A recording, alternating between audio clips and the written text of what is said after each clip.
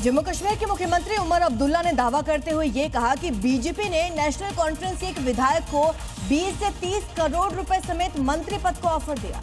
उमर ने दावा किया कि तमाम हथकंडे अपनाने के बाद भी बीजेपी उनके विधायकों को तोड़ नहीं पाई। उमर अब्दुल्ला के बीजेपी पर विधायक तोड़ने के आरोपों से जम्मू कश्मीर से लेकर दिल्ली तक सियासत तेज हो गई है।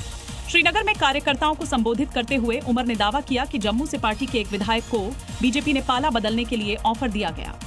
मेरे एक जम्मू के एमएलए को बंद कमरे में कहता है हम 20 से 30 करोड़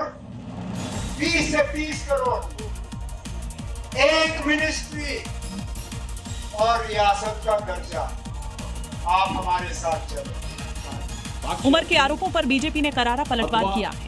सांसद सुधांशु त्रिवेदी ने उमर के बयान को गैर जिम्मेदाराना बताते हुए कहा कि या तो वे सबूत दें या अपने बयान पर माफी मांगें।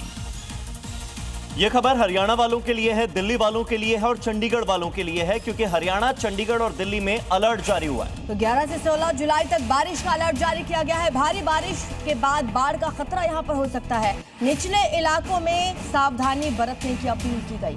निचले इलाकों में जलभराव हो सकता है, जल जमाव हो सकता है, जिस वजह से 11 जुलाई से लेकर 16 जुलाई तक बारिश का अलर्ट जारी किया गया है दिल्ली, हरियाणा और चंडीगढ़ में।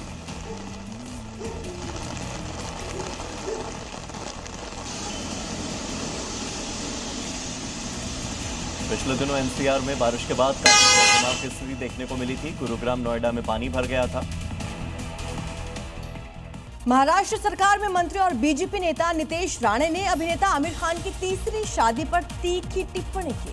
उन्होंने कहा कि लव जिहाद का ब्रांड एम्बेसडर है आमिर खान। अभी कुछ दिन पहले ही अपनी तीसरी शादी करने वाले अभिनेता आमिर खान नितेश राणे के निशाने पर हैं। गौरी स्प्रेड के साथ शादी करने वाले आमिर पर नितेश ने बेहद तल्ख बयान दिया। उन्होंने कहा कि बड़े सेलिब्रिटी अपनी निजी जिंदगी से जुड़े फैसले लेते हैं तो उनका असर समाज पर भी पड़ता है। इस तरीके की जब सेलिब्रिटी अपनी जिंदगी के बारे में कोई डिसीजन लेते हैं तो हिंदू समाज ने इसके बारे में सोचना चाहिए, ऐसे मानने वाला मैं हूँ। लव जिहाद के ब्रांड एम्बेसडर तो आमिर खान बनते नहीं जा रहे। आमिर खान ने फिलहाल नितेश राणे के बयान पर कोई टिप्पणी नहीं की है, लेकिन तीसरी शादी के मुद्दे पर आमिर खान का कई हिंदू संगठनों ने भी विरोध जताया है। खबर बिहार से है, जहां भोजपुर में भरत तिवारी एनकाउंटर को 23 दिन बीत चुके हैं। इंसाफ की मांग को लेकर दिल्ली के जंतर मंतर पर आज विरोध प्रदर्शन होगा और इस प्रदर्शन में भरत के परिवार वालों के साथ ही सामाजिक संगठनों के कार्यकर्ता भी शामिल होंगे। भरत तिवारी एनकाउंटर मामले को लेकर अब परिवार आर पार की लड़ाई का मन बना चुका है। भरत के भाई चंदन तिवारी ने पुलिस प्रशासन पर सवाल उठाते हुए निष्पक्ष जांच और दोषियों के खिलाफ सख्त कार्रवाई करने की मांग की है।